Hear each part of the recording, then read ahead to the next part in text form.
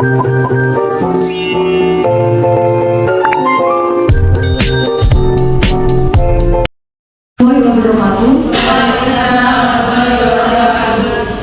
malam, saya dari kelompok 7 akan mempresentasikan mengenai equity and relation concept. Adapun dari kelompok 7 anggotanya saya sendiri bulan Aprilia dengan NPM 19 10 11 21 27, kemudian ada Risna Nur Anida NPM 20 10 16 54 59, adapun sebelah saya Nur Rozaki NPM 20 10 16 54 75, yang terakhir ada Anita Nur Wafifa dengan NPM 20 10 16 54 77.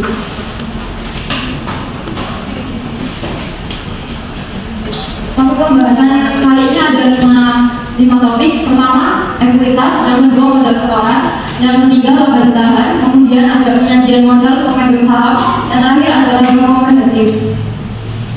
Selanjutnya, ekuitas ada beberapa pengertian dari beberapa pihak. Pertama, menurut Ikatan Akuntan Indonesia atau PSAK 2002 pasal 49, ekuitas adalah hak residual atas aktiva perusahaan setelah dikurangi semua kewajiban.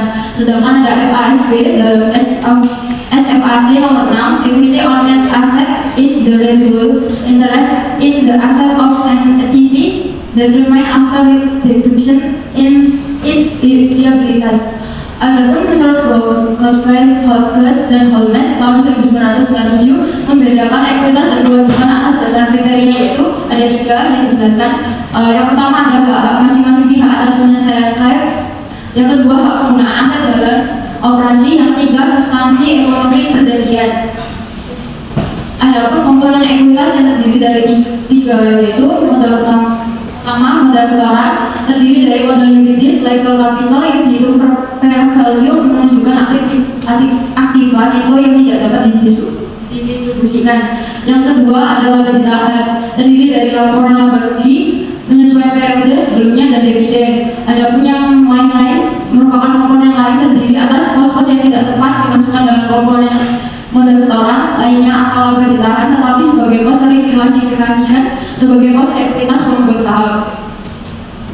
Adapun tujuan penyajian ekuitas yang pertama yaitu menyediakan informasi kepada yang berkepentingan tentang efisiensi dan kepengurusan manajemen dan rekening. Yang kedua adalah menyediakan informasi kewajiban yuridis perseroan terhadap para pemegang saham dan pihak lainnya. Adapun yang ketiga menyediakan informasi tentang riwayat serta prospek investasi pemilik dan pemegang ekuitas. Selanjutnya akan dijelaskan teman saya. Selanjutnya yaitu perbedaan modal setoran dan laba ditahan. Ada beberapa komponen yang membentuk ekuitas pemegang saham, yaitu 1. Jumlah rupiah yang disetorkan oleh pemegang saham, 2. Laba ditahan yang merupakan sisa laba setelah pembagian dividen, 3. Jumlah rupiah yang timbul akibat apresiasi atau revaluasi aset di sisi tertentu, 4. Jumlah rupiah donasi dari pihak pemegang saham, dan 5. Sumber lainnya. Laba ditahan terbentuk dari akumulasi laba yang dipindahkan dari akun indikasi laba rugi. Perbedaan kedua dari segi administrasi keuangan, laba ditahan adalah indikator daya laba sehingga laba ditahan harus dipisahkan dengan modal setoran meskipun jumlah akhir di total membentuk ekuitas pemegang saham. Kalau modal setoran adalah dana dasar yang harus tetap dipertahankan untuk menunjukkan perlindungan pada pihak lain. Selanjutnya yaitu modal yuridis. Modal yuridis merupakan jumlah rupiah atau minimal yang harus disetor oleh investor sehingga membentuk modal yuridis. Tujuannya yaitu untuk memberi informasi kepada para pemegang ekuitas lainnya tentang batas perlindungan investasinya. Besar modal yuridis yaitu sama dengan jumlah yang dikenal dengan modal saham.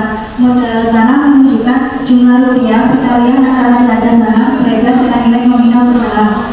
Modal saham ini juga merupakan batas tanggung jawab pemegang saham dan batas kerugian pribadi yang harus ditanggung pemegang saham. Selanjutnya itu modal setoran awal. Nominal saham sering dianggap bukan merupakan harga efektif saham. Secara aplikasi, penentuan nilai nominal saham sebenarnya tidak bermakna ekonomi. Nilai nominal merupakan alat untuk pemerataan distribusi pemilikan daripada untuk menunjukkan nilai saham itu sendiri. Karena tidak bermakna ekonomi, saham dapat terbitkan tanpa nilai nominal. Ada 2 alasan, yaitu yang pertama untuk menghindari yang bersyarat dalam hal saham terjual di bawah harga nominal, dan yang kedua tidak ada hubungan antara nilai nominal dengan harga pasar saham. Namun demikian, penerbitan saham tanpa nilai nominal ini dapat menimbulkan persoalan seseorang dalam hal perusahaan dilikuidasi karena akan sulit untuk menentukan dasar pembagian kekayaan perusahaan. Selanjutnya, perubahan modal setoran. Tujuannya yaitu untuk membedakan secara tegas antara perubahan akibat transaksi operasi dan perubahan akibat transaksi modal. Dan untuk berbagai sumber yang dapat mengubah modal setoran dengan berbagai masalah teoretisnya adalah akan dijelaskan oleh Mas Zaya Anwar. Yang pertama, pemesanan saham. Secara konseptual, ekuitas pemegang saham bersifat seperti kewajiban. Jumlah besaran diakui sebagai modal setoran hanya apabila sebagai berikut. Yang pertama, jumlah rupiah yang disepakati dalam pemesanan merupakan klaim yuridis bagi perusahaan terhadap pemesan dan tidak dapat dibatalkan. Yang kedua, dana pemesan tersebut akan ditagih penerbit dalam periode yang cukup pasti dan tidak terlalu lama. Yang kedua, perubahan modal setoran yaitu obligasi terkonversi. Perusahaan menerbitkan obligasi dengan karakteristik bahwa obligasi tersebut dapat ditukarkan dengan cara biasa atas kehendak pemegang obligasi dalam periode konversi tertentu. Ada dua nilai, yaitu nilai buku atau nilai bawaan obligasi pada saat penukaran dan harga pasar obligasi atau harga pasar saham. Kemudian ada saham prioritas terkonversi. Pengukuran jumlah rupiah harus diakui sebagai modal setoran. Pendekatan pertama, nilai nominal saham prioritas plus porsi premium ditransfer ke modal pemegang saham dan premium modal pemegang biasa. Pendekatan kedua, jika ada selisih antara harga pasar baik saham biasa maupun saham prioritas, selisih tersebut harus dikompensasi ke kantong dari laba ditahan. Kemudian ada dividen saham, adalah distribusi dividen dalam bentuk saham yang sejenis dengan saham yang mula-mula diterbitkan. Karakteristiknya yaitu bagi pemegang saham, dividen saham bukan merupakan pendapatan atau laba. Dari sudut pandang kesatuan usaha, dividen saham bukan merupakan pembagian laba, dan dari segi pandang kesatuan pemilik, dividen saham bukan merupakan laba bagi penerimanya. Yang terakhir ada hak beli saham, opsi, dan barang. Hak beli saham adalah hak yang diberikan bagi pemegang saham lama untuk membeli sejumlah saham. Hal ini biasanya dimaksudkan untuk mempertahankan kepemilikan pemegang saham lama. Kemudian ada opsi sebagai klaim untuk membeli atau menjual saham tertentu yang sengaja diciptakan oleh investor untuk dijual kepada investor lain. Ada dua macam opsi, yaitu opsi call dan opsi put. Kemudian ada warrant. Dalam PSAK nomor 41 adalah efek yang diterbitkan oleh suatu perusahaan yang memberi hak kepada pemegangnya untuk memesan saham dari perusahaan tersebut pada harga dan jangka waktu tertentu. Penurunan modal setoran. Modal setoran tidak akan berkurang kecuali ada pembayaran atau pembagian dividen yang dapat dikategorikan sebagai dividen likuidasi atau penarikan kembali saham yang beredar secara permanen. Transaksi yang jelas akan mengurangi modal setoran adalah penarikan kembali untuk sementara saham menjadi saham treasury. Beberapa alasan perusahaan melakukan penarikan kembali, yaitu saham tersebut akan diterbitkan kembali kepada karyawan dalam program opsi saham. Dengan penggunaan saham treasury dalam program opsi saham, proporsi kepemilikan saham yang masih beredar tidak berkurang dibandingkan jika digunakan saham baru. Kemudian saham tersebut akan digunakan untuk membeli perusahaan lain dalam transaksi penggabungan usaha.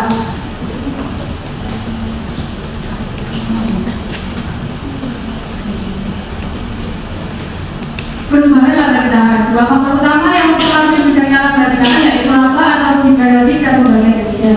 Dan terdapat beberapa hal lain yang dapat menyebabkan laba ditahan dalam suatu periode berubah selain karena transaksi modal, tetapi karena transaksi khusus, yaitu penyesuaian periode lalu.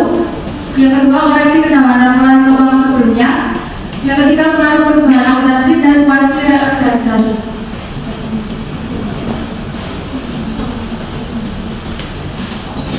Kemudian ada penyajian modal ke pemilihan saham. Ini ada dua urutan. Yang pertama adalah urutan penyerapan rugi, yang secara umum kos yang telah dikorbankan menjadi biaya akan diserap melalui aliran pendapatan kotor. Dalam hal terjadi pengorbanan kos akibat hilangnya manfaat menjadi rugi, rugi tersebut akan diserap dahulu melalui laba bersih dan hanya dalam keadaan yang sangat khusus maka kos tersebut dapat diserapkan oleh kelompok modal pemegang saham. Urutannya yaitu pendapatan kotor, laba bersih, laba ditahan, premium modal saham, dan modal saham. Kemudian yang kedua adalah urutan menerima distribusi aset.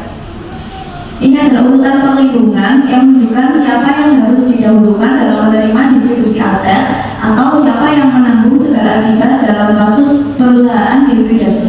Urutannya yaitu karyawan dan pemerintah, kreditur berjaminan, kreditur tak berjaminan, pemegang saham prioritas, dan pemegang saham biasa. Kemudian rincian laba ditahan.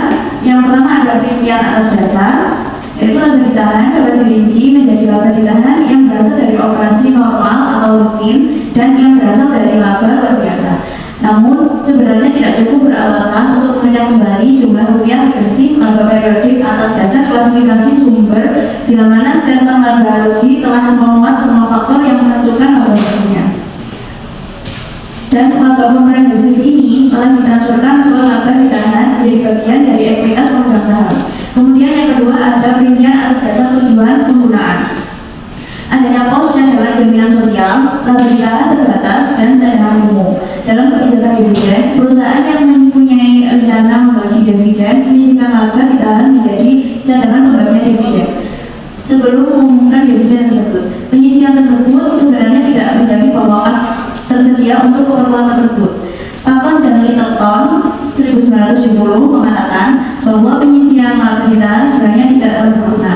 Penyisihan akan bermakna bila di sisi aset benar-benar sejumlah rupiah untuk tujuan penyisihan tersebut. Bentuk lain dari penyisihan tersebut adalah untuk tujuan penyerapan kemungkinan rugi atau ketidakpastian lainnya.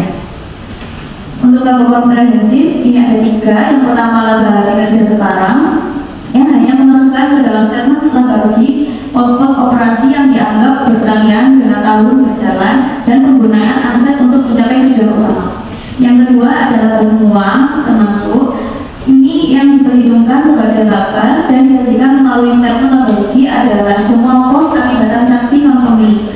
Untuk dapat memprediksi kemampuan laba jangka panjang, statement laba rugi tidak dapat berdiri sendiri, tetapi harus disajikan sebagai rangkaian statement laba rugi sepanjang umur perusahaan.